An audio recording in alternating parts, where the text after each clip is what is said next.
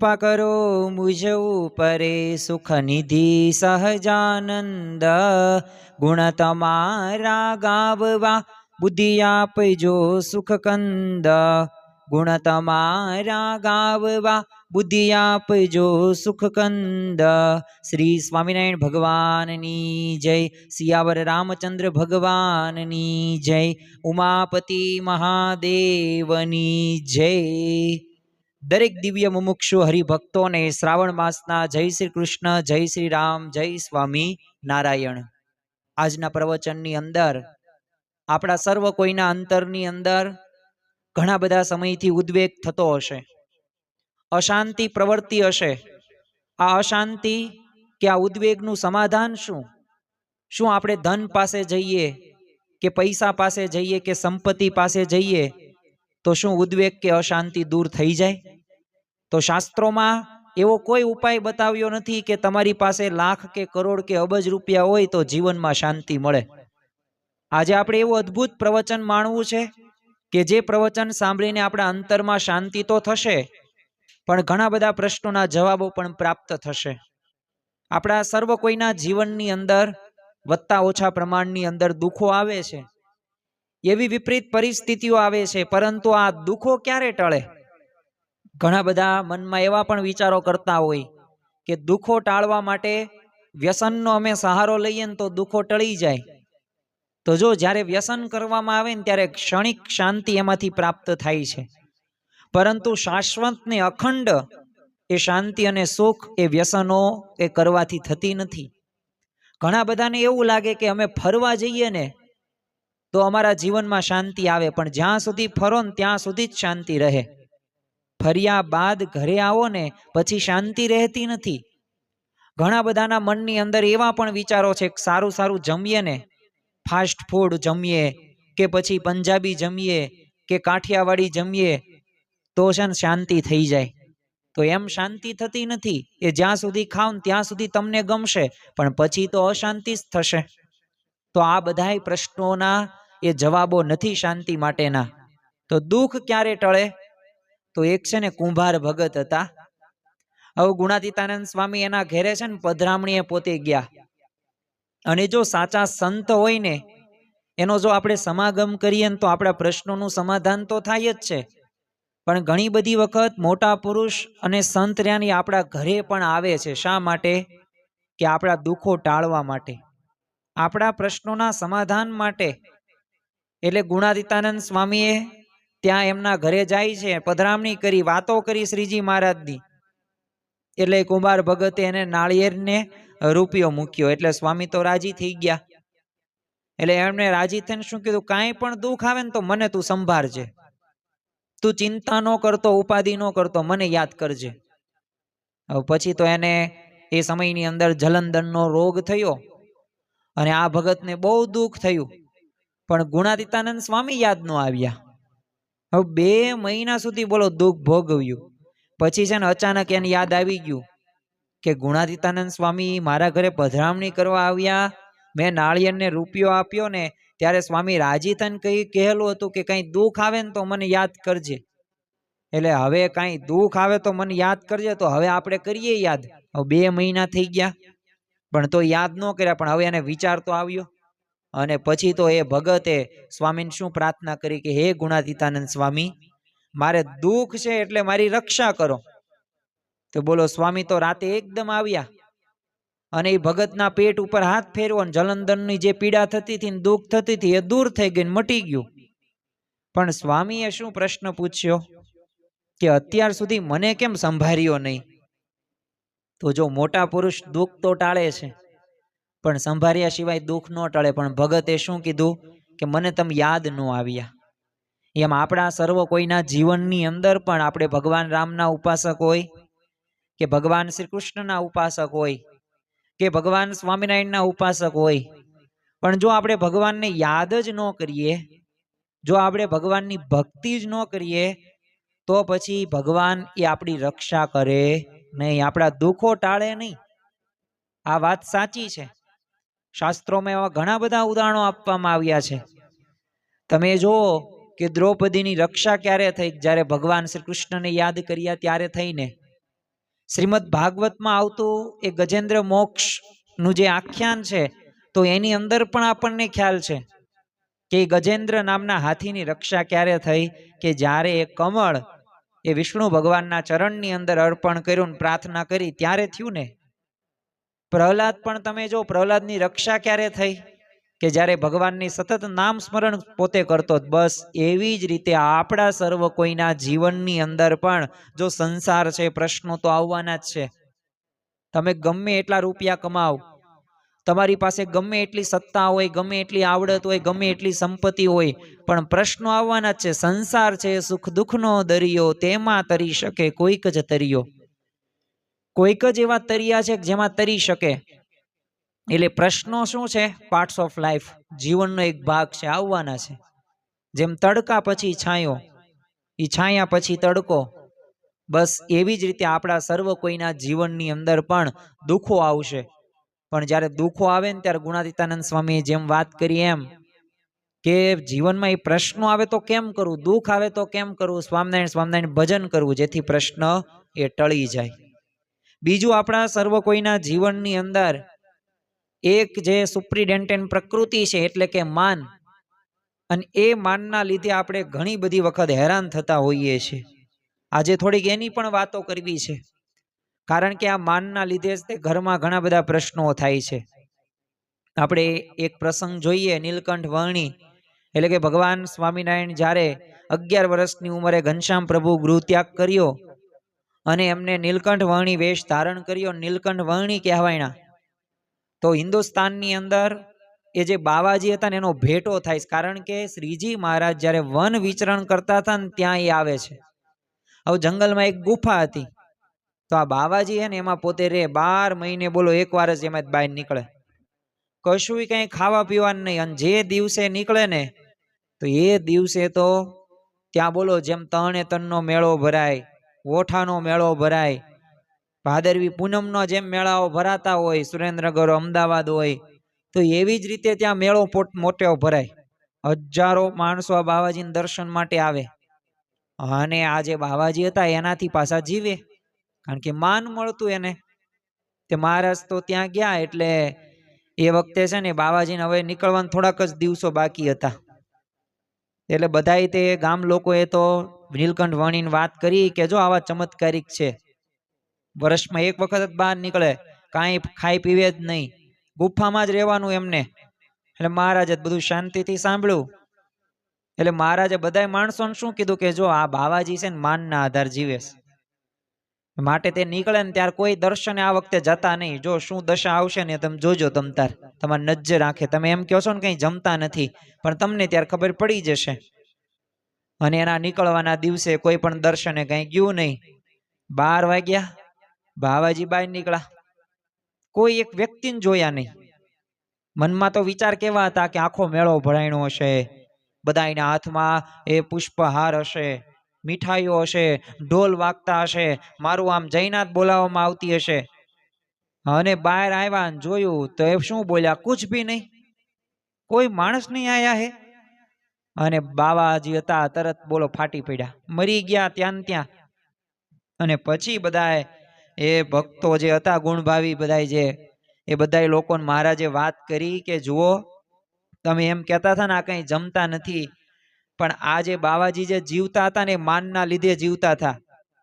અને કોઈકે એટલે જ કહ્યું છે ને કે કનક તજ્યો કામિની તજ્યો ધજ્યો ધાતુ કો સંગ, તુલસી લઘુ ભોજન કરી જીવે માન કે સંગ. એ પૈસા પણ ત્યાગ થઈ જાય, એ સ્ત્રીનો પણ ત્યાગ થઈ જાય, એ કોઈ પણ સંપત્તિ સામર્થ્યનો પણ ત્યાગ થઈ જાય, પણ યાદ રાખજો માનનો જે ત્યાગ કરવો ને અઘરામ અઘરી બાબત છે. અભિમાન રહ્યું ને માણસને ઘણી બધી વખત કોરી ખાય છે. માન બહુ મોટું પાપ છે. આપણે જો નિર્માની થવાનું છે, દાસ ભાવે થવાનું છે. અને એક વાત યાદ રાખવાની છે કે આ લોકની અંદર આપણે આવ્યા, કંઈ નક્કી આપણે કરતા નથી, અને કંઈ નક્કી કરી શકતા એવા સામર્થ્ય પણ આપણામાં નથી. આપણું નામ આપણે નક્કી નથી કર્યું, આપણા માતા પિતા આપણે સિલેક્ટ નથી કર્યા. અરે આપણું ગામ હોય, આપણો ધર્મ હોય, આપણી જાતિ હોય, કંઈ પણ નક્કી કરતા નથી. અરે આપણે છોકરો કે છોકરી એ પણ આપણે નક્કી નથી કરતા. છતાં પણ માણસને કેવું અભિમાન હોય છે કે હું કંઈક છું, મારાથી જ બધું ચાલે છે. તો જો આ વિચાર રહ્યો ને, એ વિચાર ક્યારેય ભગવાન સમક્ષ તમને થવા નહીં દે. માન અને ભગવાનને વિરોધાભાસ છે. જે માની હોય ને એ ક્યારેય કોઈ દિવસ ભગવાનનું માને નહીં, સંતનું ન માને. કોઈ બે શબ્દ કેમ તો ખમવાનું, સામાન જ થવાનું અને ખમી જ ખાવાનું. કારણ કે જેના નિર્માની ભગવાન, તેના જનને કેમ જોઈએ માન. જો આપણા ભગવાનને આપણી ગુણાતીત ગુરુ પરંપરા જો નિર્માનીપણે દાસ ભાવે વર્તતા હોય તો આ નિષ્કાન સ્વામી એમના ભક્ત ચિંતામણી ગ્રંથની અંદર નથી લખ્યું.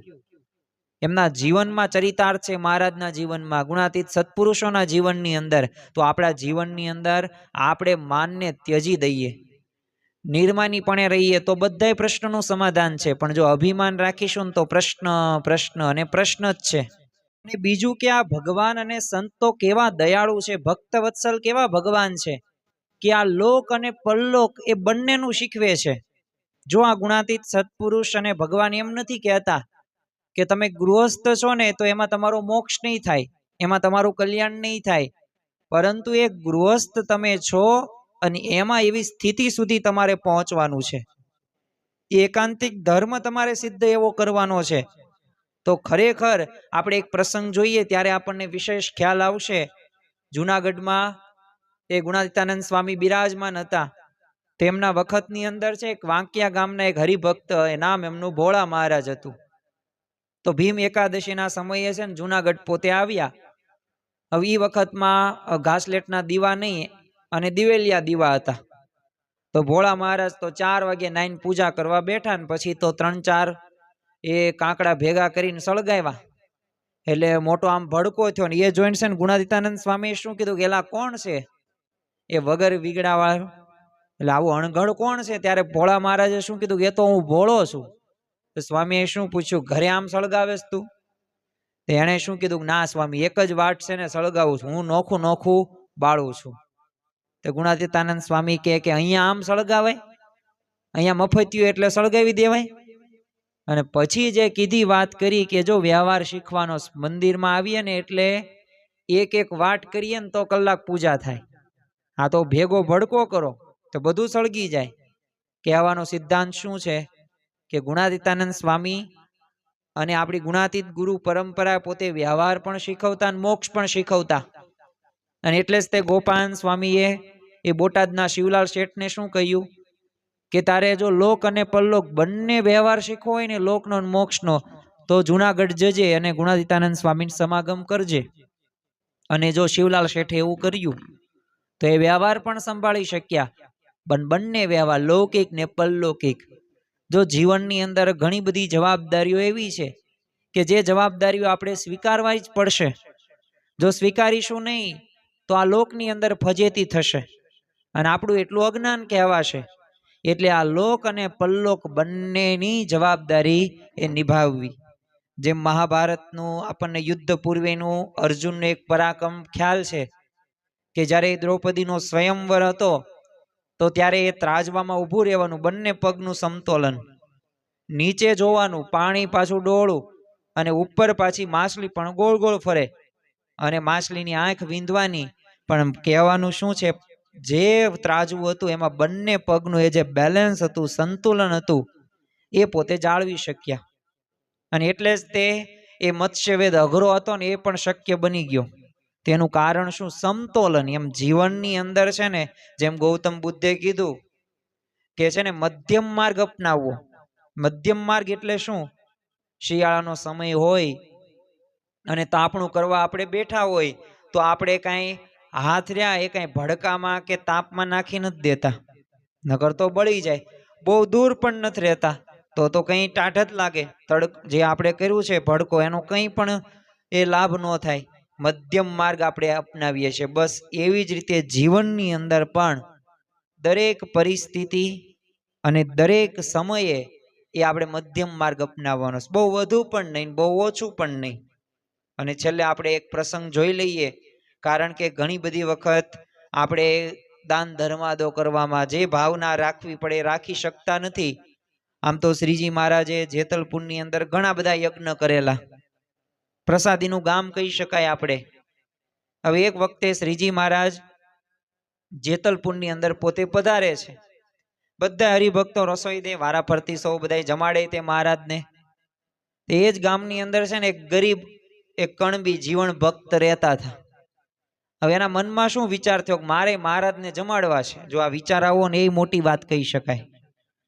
હવે એ વર્ષે એને 5 વર્ષ થયેલું એટલે એકલા છે ને મઠ જ તે પાકેલા. એટલે એને બૈરાએ કીધું કે તમો આપણા ઘરમાં જે અનાજ પાકેલ છે ને એ મઠનો રોટલો કરો.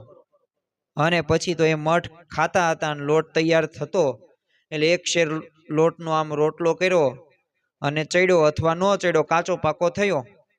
પછી તો પોતે એક સામાન્ય રીતે નાનામાં નાની કેમ આપણે ભાજી બનાવતા હોય તાંદળિયાની, એવી એક ભાજી બનાવી. બોલો, મરચું તેલ પણ એમાં બરાબર ન નાખેલું. પૂર્ણ પુરુષોત્તમ ભગવાન સ્વામિનારાયણને જમાડવાનું હતું અને પાછી ભાજી તે અડધી પડધી ચડી હતી. હવે મઠનો રોટલો તે એક શેર લોટનો રોટલો બનાવેલો, એ પાછો કાચો પાકો, ભાજી પણ કાચી પાકી. એટલે સ્વાભાવિક રીતના મઠનો રોટલો થાળીમાં લીધો, ભાજી વાટકામાં લીધી અને બંને વસ્તુ લુગડે ઢાંકીને મહારાજને થાળ દેવા નીકળ્યા. જેમ સત્યનારાયણ ભગવાનની કથા હોય, અધ્યાયો પૂરા થાય, બધા ઘંટડી પૂરી થઈ જાય ને પછી એ બધું એક પછી એક જેમ એ ઢાંકેલો થાળ આવે, અંદર શીરો હોય, કાજુ કળિયા પણ હોય, સફરજન પણ હોય, પછી શેરડી પણ હોય, શેષ પણ હોય, દાડમ પણ હોય, પપૈયો પણ હોય. તો એવી જ રીતે હવે આમાં તો થાળીમાં બે જ તે વસ્તુ, અને એ બે વસ્તુ કઈ તો એક બસ ભાજી અને બીજું મઠનો રોટલો. સવારના હવે 7 વાગ્યા. હવે મહારાજ તો પૂજા કરીને પોતે મહોલ ઉપર બેઠેલા. હવે સામે તો બ્રહ્માનંદ સ્વામી, પ્રેમાનંદ સ્વામી, સુખાનંદ સ્વામી, નિષ્કવાનંદ સ્વામી બધાય સંતો બેઠેલા. અને ત્યાં ભગત લુગડું ઢાંકીને થાળ લાવ્યા અને મહારાજે લાંબો હાથ કર્યો અને કીધું કે મને ક્યારની મને ભૂખ લાગીશ, તે લાવો તમે જમવાનું. એટલે આ જીવન ભક્તે તો તરત થાળી આપી. એટલે મહારાજે થાળી ઉઘાડીને એક હાથમાં રોટલો લીધો અને ભાજી લીધી અને બીજા હાથે જમવા મંડી પડ્યા. તે બ્રહ્માનંદ સ્વામી આમ પાસે જ બેઠા હતા એટલે એમને જોયું, ત્યાં તો મઠનો રોટલો તો જોયો એટલે બરાબર કઈ ચડેલો હતો નહીં, ભાજી એવી જ હતી. એટલે બ્રહ્માનંદ સ્વામી મનમાં શું થયું કે જો મહારાજ આ જમશે ને તો હમણાં જાડો થઈ જશે, અને મઠ વાયડા. એટલે આ પ્રકારની પરિસ્થિતિ ભગવાન સાથે બને નહીં ને એનું સતત અનુસંધાન રાખતા. એટલે બ્રહ્માનંદ સ્વામી મહારાજને શું કીધું, અમને પ્રસાદી આપો. તેમ બોલો બધાએ પ્રસાદી માગી લીધી અને હાથમાંથી રોટલો પડાવી લીધો. હવે ત્યાં બ્રહ્મચારી બેઠા હતા એટલે એમણે તો શ્લોક કર્યો કે સવારે સૂર્ય ઉગ્યો છે ને હાથમાં મઠનો રોટલો ને ભાજી બંને મહારાજ જમે છે. હવે શ્લોક તો લખાઈ ગયો. તે આખા સત્સંગમાં સંતો બોલે કે ખરા પ્રેમથી મહારાજને એ જમાડ્યા તો શ્લોક લખાઈ ગયો અને ભગવાન તો ભાવના ભૂખ્યા છે. અને શ્રીજી મહારાજ તે ભગતનો મઠનો રોટલો ને ભાજી જમ્યા ને પછી તો મહોલ ઉપર ત્યાંના શેઠ બેઠા હતા ને એમને વિચાર આવ્યો કે મહારાજ જો મઠનો રોટલો ને ભાજી પ્રેમથી જમ્યા તો હું પણ કાલે એ જ થાળ કરી લાવું ને મહારાજને જમાડું. એટલે પોતે ઘેર સારા સારા વાના જમે, પછી બજારમાંથી મઠ વેચાતા લાવ્યા અને પાછું બૈરાને શું કીધું કે આ મઠનો લોટ છે ને કરી નાખો. અને લોટ તૈયારી થઈ ગયો ને પછી બૈરાએ કીધું કે મઠનો રોટલો કરો પણ કાચો પાકો કરજો. કાલે મેં રોટલો જોયો હતો ને એ કાચો પાકો જ હતો. અને ભાજી તે છે ને ભોય પાથરીને કરજો. અને ભાજી તે બરાબર તમે છે ને ચડેલી ન જોઈએ, કાચી પાકી કરજો.